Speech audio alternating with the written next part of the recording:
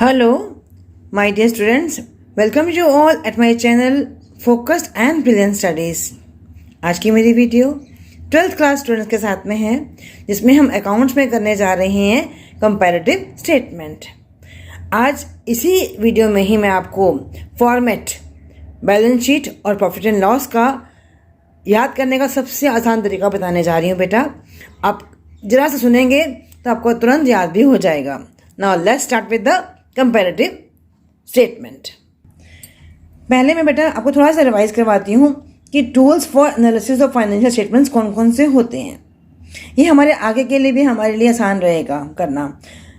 4 tools हैं हमारे पास: comparative statement, common size statement, ratio analysis and cash flow statement, जिसमें हम लोग ये टर्म 1 में करके आ चुके हैं। इस टर्म में हमारा टर्म 2 में ये तीनों हमें करने हैं। Now let's start with the comparative statements. होता क्या है, हमने करना है comparative statements, 2 comparative balance sheet और comparative statement of profit and loss.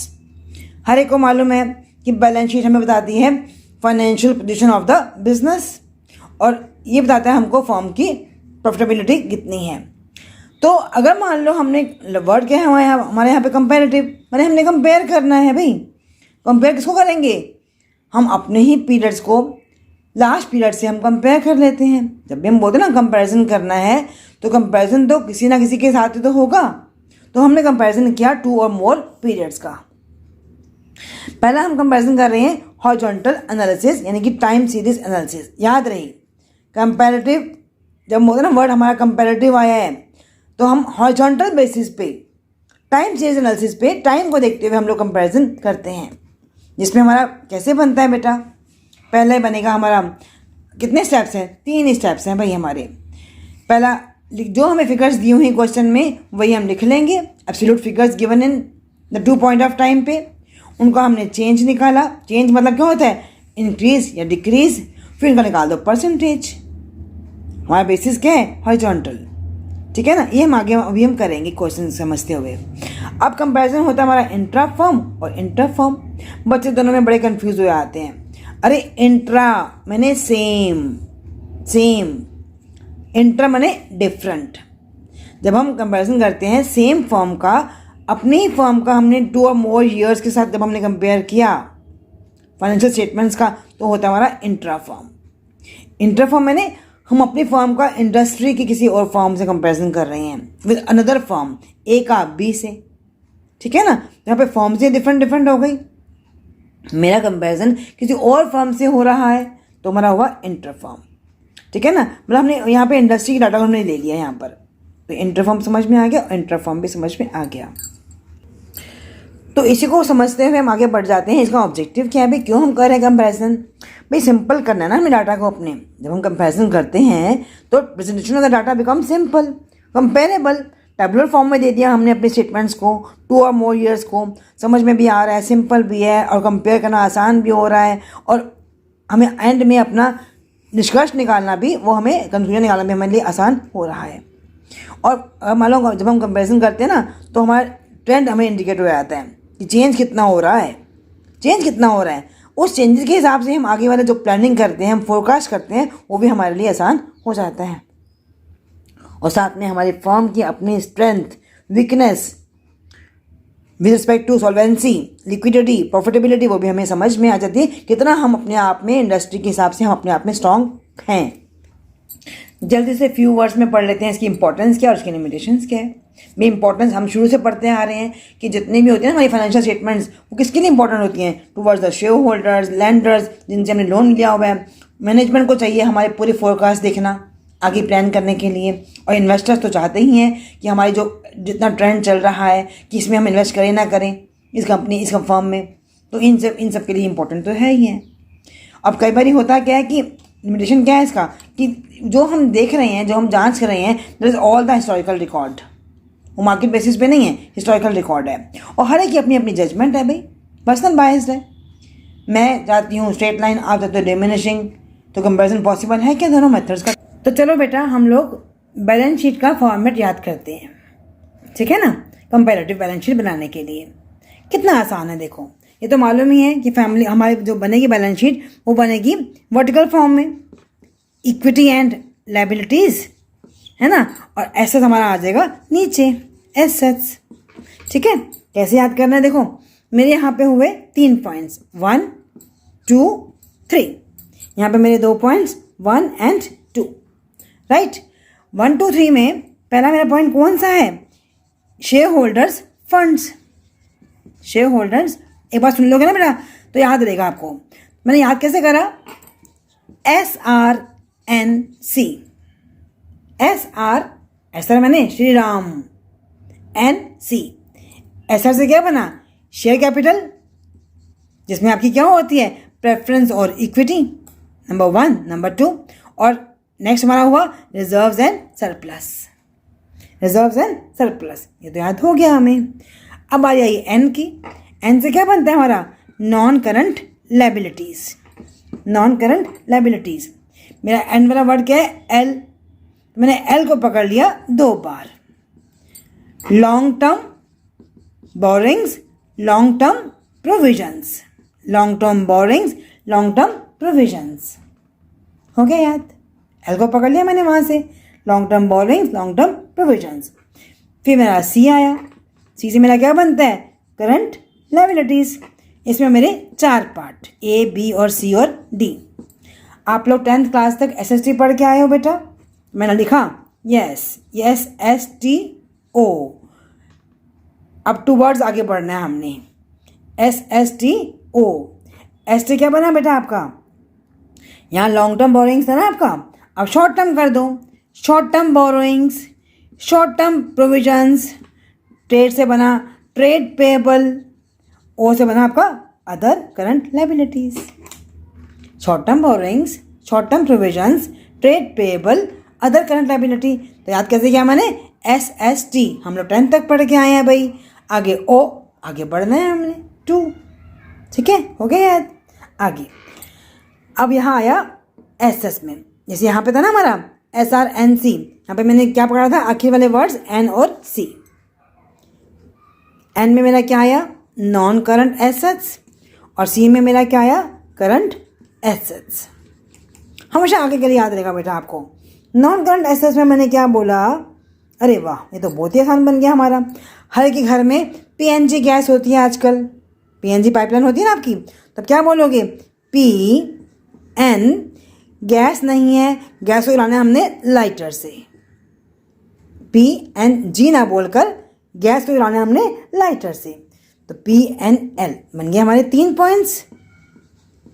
P से क्या बना हमारा, प्रॉपर्टी इक्विपमेंट, जो हमारी क्या है, फिक्स्ड एसेट्स है। फिक्स्ड एसेट में क्या आता है आपका, टेंजिबल भी आता है और इंटेंजिबल भी आता है, टेंजिबल भी आता है और इंटेंजिबल भी आता है। फिर आपको आया N। N क्या है मेरा, non current investment, non current investment. और L क्या मेरा, long term loans and advances, long term loans and advances. हो गया PNL। P से पता ही है आपको, प्रॉपर्टी। भाई हम बात ही एसेट्स की कर रहे हैं, नॉन करंट की, प्लांट एंड इक्विपमेंट की, क्योंकि हमारी फिक्स्ड एसेट्स होती हैं जिसमें टेंजिबल और इंटेंजिबल आ गया आपका, ये तो मालूम ही है, ये तो बचपन से करते आ रहे 11th क्लास से आप लोग। फिर आपका आया N, non current investment. L से क्या बना, long term loans and advances. अब आ जाइए हमारे करंट एसेट्स की। अब इसमें मैं क्या बोलूँ भाई, हमें मालूम है कि आजकल ITO पे CCTV कैमरा लगे हुए हैं, ITO पे CCTV कैमरा लगे हुए हैं। मैंने क्या बोला, CCSITO, CCSITO। C से मेरा क्या बना बेटा, करंट इन्वेस्टमेंट। C से मेरा क्या बना, cash and cash equivalent. S से क्या बना, short term loans and advances. I से क्या बना, भाई हम बात ही एसेट्स की कर रहे हैं, तो इन्वेंट्रीज। T से ट्रेड रिसीवेबल, O से अदर करंट एसेट्स। याद हुआ, दोबारा से एक बार रिवाइज कर लेते हैं। शेयर होल्डर फंड्स में SRNC, SR मतलब शेयर कैपिटल और रिजर्व्स एंड सरप्लस। N से बना नॉन करंट लायबिलिटी, एल बनाना है आखिर में, एल दोनों ही, long term borrowings, long term provisions. फिर मेरा आया SSTO।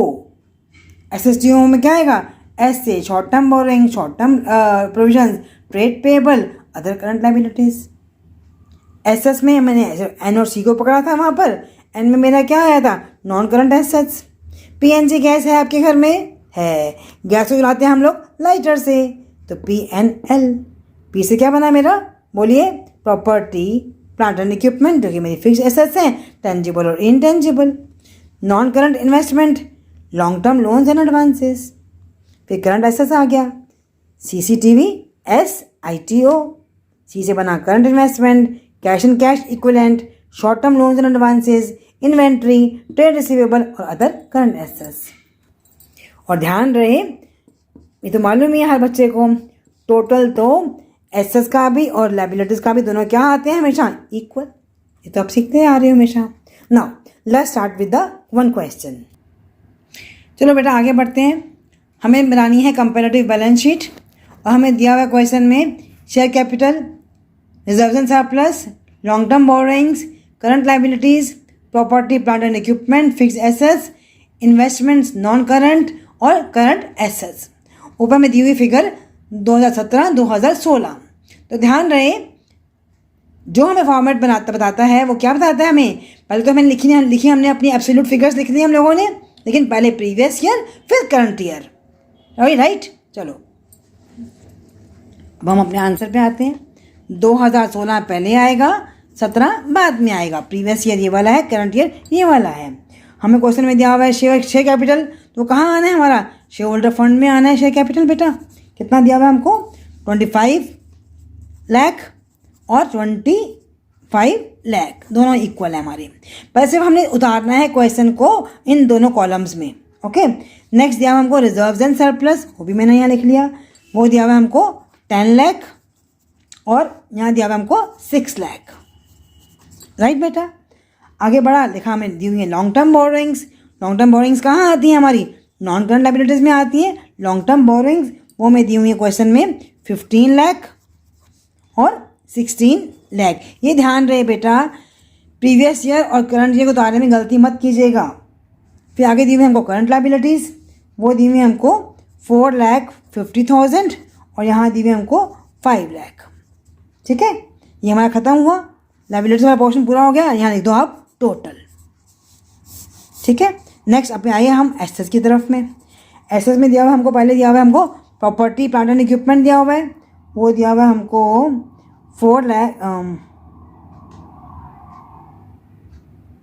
25 लाख, 25 लाख, जीरो की गलती नहीं करना बेटा बिल्कुल भी, और 35 लाख, राइट। फिर हमको दी हुई है नॉन करंट इन्वेस्टमेंट, लिखा मैंने नॉन करंट इन्वेस्टमेंट, और हमें वहाँ दिया हुआ है हमको 15 लाख और 10 लाख, 15 लाख और 10,50,000। Then is the current assets, तो लिखा मैंने 14,50,000 और 6,50,000। टोटल मैंने कर लिया एसेट्स का भी। ध्यान रहे टोटल दोनों को इक्वल आना चाहिए। तो टोटल अगर इक्वल नहीं आ रहा तो मतलब आपने उतारने में कोई ना कोई गलती की है बेटा, ठीक है ना। चलिए चेक कर लेते हैं हम लोग अब यहाँ पर भी अपना 1 2 3 4 0 आ गए यहाँ पे, फिर 5 आ गया, 15 19 24 और 5 10 14 2 3 4 5 54,50,000, राइट बेटा। आगे बढ़ते हैं, इसको भी चेक कर लेते हैं हम लोग कितनी जीरो आ रही है यहाँ पर, 1 2 3 4 5 और ये हमारा आ रहा है 5 11 16 22 2 3 5 52 लाख। इसको चेक किया मैंने, मिला के पूरा इतना ही आ रहा है मेरा यहाँ पर भी 54,50,000।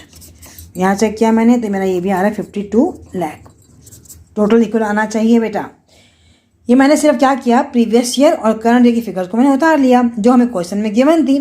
क्वेश्चन में दी हुई थी हमको उल्टा, मैंने इनको सीधा करके अपने हिसाब से लिख लिया, उतारने में कोई गलती नहीं की, राइट। अब थर्ड जो कॉलम है वहाँ पे मेरा क्या आएगा, एब्सोल्यूट चेंज।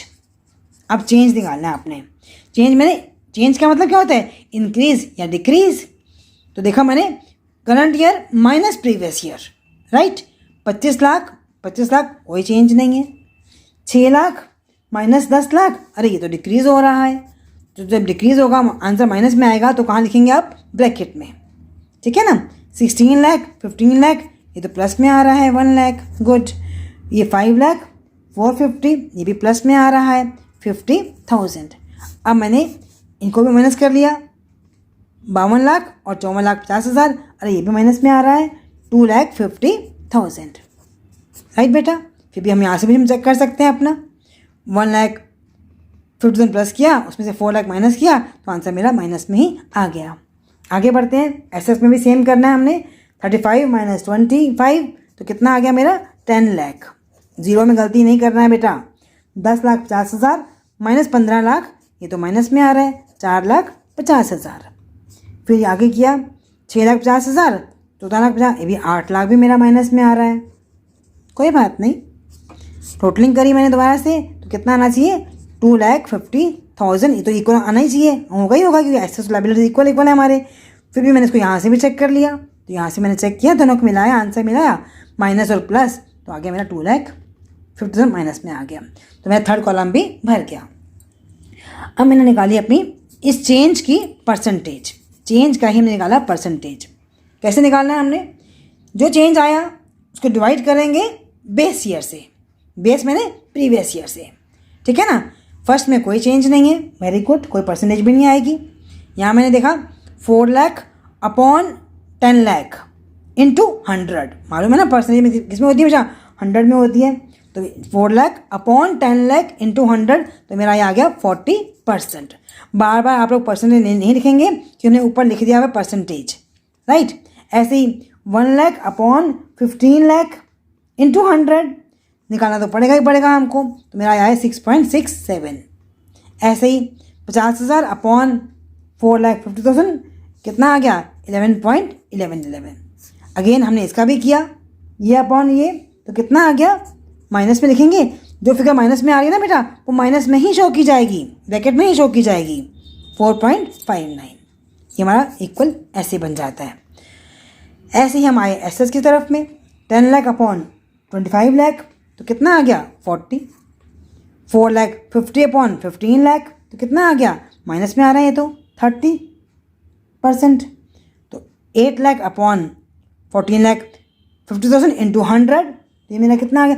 आपको कम से कम 2 फिगर तक लेना ही पड़ेगा, ठीक है ना। फिर हमने इसको डिवाइड किया तो कितना आ गया? 4.59 ब्रैकेट में। तो ये हमारा बन गया 3 मार्क्स या 4 मार्क्स जो क्वेश्चन आएगा तो फुल एंड फुल मार्क्स आपको मिल ही जाएंगे। पर ये ध्यान रहे कि टोटलिंग जब बन रही है हमारी तो उसे भी हम लोग चेक कर सकते हैं बेटा, ठीक है ना। तो हम टोटलिंग हमने चेक कर ली यहाँ से यहाँ, दोनों इक्वल आने ही चाहिए। बार निकालोगे थोड़ी, जब एक बार मैंने निकाल दिया तो यहाँ पर ऑटोमेटिक वही का वही आंसर आ ही जाएगा आपका, कि सेम फिगर्स तो हैं आपकी। और जब डिवाइड करते हैं तो कोशिश करो कि जो भी आपके जीरोज़ हैं उनको वहीं के वहीं काट दो, टाइम कम होता है ना बेटा। जैसे मान लो मैंने यहाँ पे लिया 4,50,000 है, यहाँ पे मेरा 15 लाख है। यहाँ मैंने देखा 1 2 3 4 1 2 3 4 4 जीरो मेरी कट गई, तो 45 अपॉन 15 इंटू 100 तो कितना आया? 45 अपॉन 150। देखो मैं भी यहाँ गलती कर रही हूँ, कितना हो गया? 30%। 15 3 45 तो 0 से 0 कट गई, 30%, ठीक है ना। तो वहीं थोड़ा सा इसको और कम करके फिर डिवाइड कर लो, लेकिन करना तो पड़ेगा ही पड़ेगा। और जो आंसर माइनस में आ रहा है उसका यहाँ परसेंटेज भी माइनस में ही दिखाएंगे। तो हमारी बन गई कंपैरेटिव बैलेंस शीट, राइट। चलो अब हम याद करते हैं format of statement of profit and loss. Profit and loss का हर बच्चे को मालूम होता है कि हम क्या होता है हमारा answer? Total revenue minus total expenses, ठीक है ना। आंसर क्या मेरा आता है? प्रॉफिट। अब हम बड़े हो गए हैं तो हम बोलते हैं profit after tax. Total revenue minus total expenses, profit after tax. अब जब आफ्टर बोला मैंने, चलो मैं इसको और बढ़ा देती हूँ। अभी प्रॉफिट आ गया हमारा, ये जो प्रॉफिट आया ये तो हमारा आया बिफोर टैक्स, इसमें से टैक्स माइनस कर दो तो आ जाएगा हमारा प्रॉफिट आफ्टर टैक्स, ठीक है ना। हमें पहुंचना कहाँ तक है? प्रॉफिट आफ्टर टैक्स हमें पहुंचना है। अब बारी आती है कि टोटल रेवेन्यू क्या होता है मैडम। टोटल रेवेन्यू मालूम है आपको, में 2 कॉलम्स बने आपके, एक तो रेवेन्यू और फ्रॉम द ऑपरेशंस दूसरा अदर इनकम, कोई भी आपको दे रखी हो क्वेश्चन में तो इन दोनों को मिलाया, मेरा आ गया टोटल रेवेन्यू। ठीक है बेटा, ये हमारा मेन आइटम ये वाला आ गया, इन दोनों को हमने ऐड कर दिया। तो अब बारी आती है हमारी एक्सपेंसेस की। एक्सपेंसेस की बारी आती है तो सारे एक्सपेंसेस जितने भी हमें क्वेश्चन में दिए होंगे ना बेटा, सबके सब हम ले लेंगे। जैसे मान लीजिए मटेरियल है तो कॉस्ट, स्टॉक है तो उसका परचेज हमने किया होगा, कोई इन्वेंट्री चेंज की होगी, कोई हमने एम्प्लॉयज़ को बेनिफिट दिए होंगे, डेप्रिसिएशन, फाइनेंस कॉस्ट, है ना, कोई भी अदर एक्सपेंसेस, कोई जो सबको हम ऐड करते चले जाएंगे। जब हमने ऐड कर लिया तो हमारा वो क्या आ गया, टोटल एक्सपेंसेस आ गया। तो हम जब रेवेन्यू में से एक्सपेंस को माइनस करेंगे तो हमारा क्या आ जाएगा, प्रॉफिट आ जाएगा। पर प्रॉफिट हमारा कौन सा वाला है, वो तो हमारा प्रॉफिट बिफोर टैक्स है। अब हमें टैक्स भी हमें माइनस करना पड़ेगा, इनकम टैक्स, तो हमारा आंसर आ जाएगा प्रॉफिट आफ्टर टैक्स। हमें यहीं तक पहुंचना है। सेम ऐसे ही यहाँ पर भी हमें दोनों फिगर्स दी होंगी क्वेश्चन में, प्रीवियस ईयर और करंट ईयर, दोनों को लिख लिया हम लोगों ने, फिर हमने चेंज निकाल लिया, फिर हमने इसका परसेंटेज निकाल लिया। सेम वही मेथड देगा हमारा कंपैरेटिव में, तो कि हम कंपैरेटिव तो कर रहे हैं बेटा। तो इसका हम क्वेश्चन करते हैं वो वाला जो अभी पीछे अभी सैम्पल पेपर में आया हुआ है, राइट। अब बेटा जो क्वेश्चन आया हुआ है ना सैम्पल पेपर में, वो हम पहले कर लेते हैं। ठीक है बेटा, कंपैरेटिव प्रॉफिट एंड लॉस पे क्वेश्चन आया हुआ है, जिसमें क्या दिए हुए हैं हमको, फिगर्स दी हुई हैं। रेवेन्यू फ्रॉम ऑपरेशंस 2020-2021 उन्होंने ठीक ही लिखा हुआ है, very good. 30 lakh, 35 lakh, other income 3 lakh, 4 lakh 50,000, cost of material 20 lakh, 23 lakh, other expenses 1 lakh, 1,20,000 और टैक्स रेट दिया हुआ हमको 40% दोनों सालों का, 20 का भी और 21 का भी। चलो वेरी गुड, हमें मालूम ही है। पहले हमने निकाला था रेवेन्यू, दोनों को हमने ऐड किया, हमारा क्या आ जाएगा, टोटल रेवेन्यू। पहले हमने ऐड कर लेते हैं। पहले हमने क्या करना है, इन दोनों कॉलम्स को ही हमने पहले फिलअप करना है बेटा।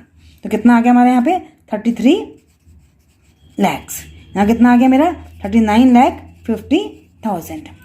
अब मैंने लिखा दो हमें दे रहे हैं एक्सपेंसेस में, कॉस्ट ऑफ मटेरियल कंज्यूम्ड और अदर एक्सपेंसेस, इनको मैंने लिख लिया, इनको मैंने ऐड किया, मेरा आ गया 21 लाख और ये मेरा आ गया 24,20,000।